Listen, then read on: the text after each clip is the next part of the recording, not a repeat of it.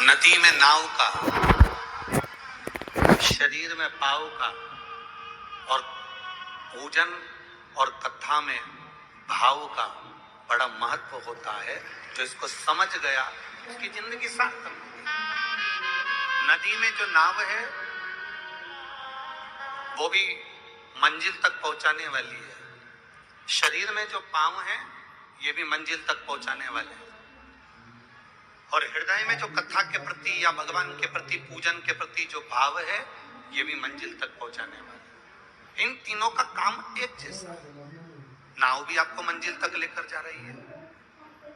वो नाव हमको सिखाती है, एक लोहे का टुकड़ा पानी में पटकोगे वो डूब जाएगा, एक लोहे की कील पानी में पटकोगे वो डूब जाएगी। पर वो लोहे की कील जब लकड़ी में ठोक दी जाती है, वो लोहे की कील जब लकड़ी में ठोकी जाती है और लकड़ी में ठोकने के बाद वो लोहे की कील भी नाव बनकर उस लकड़ी के साथ मंजिल तक पहुंच जाती है। यह हमारा शास्त्र कहता है, लोहे की कील को वैसे ही पानी में छोड़ोगे तो डूबेगी, लोहे के कीले को पानी में छोड़ोगे तो वो डूब जाएगा। पर वो लोहे का कीला अगर लकड़ी में ठोक दिया जाए तो वो बहता बहता मंजिल तक पार उतर जाएगा। उसी तरह हम भी एक लोहे की कील की तरह हैं। अगर शिव महापुराण की इस लकड़ी में, शिव महापुराण की चंदन की संविधा में अगर हम अच्छे से ठुक गए, अपने मन को अच्छे से लगा लिया, तो समझ लेना कि हम भी मंजिल तक पहुंच गए, पार उतर।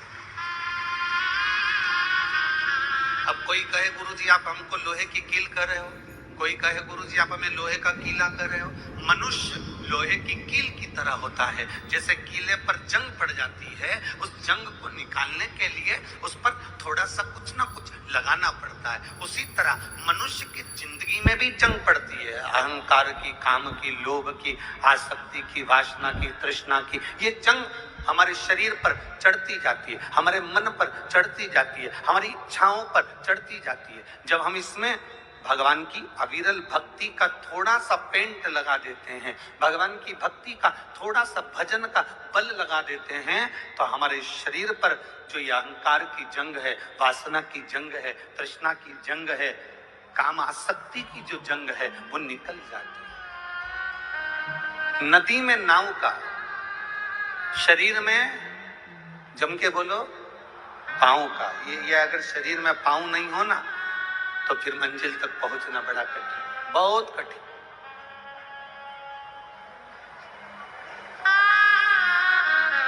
नदी में नाव मंजिल तक पहुंचा रही है, शरीर में पांव मंजिल तक पहुंचा रहे हैं।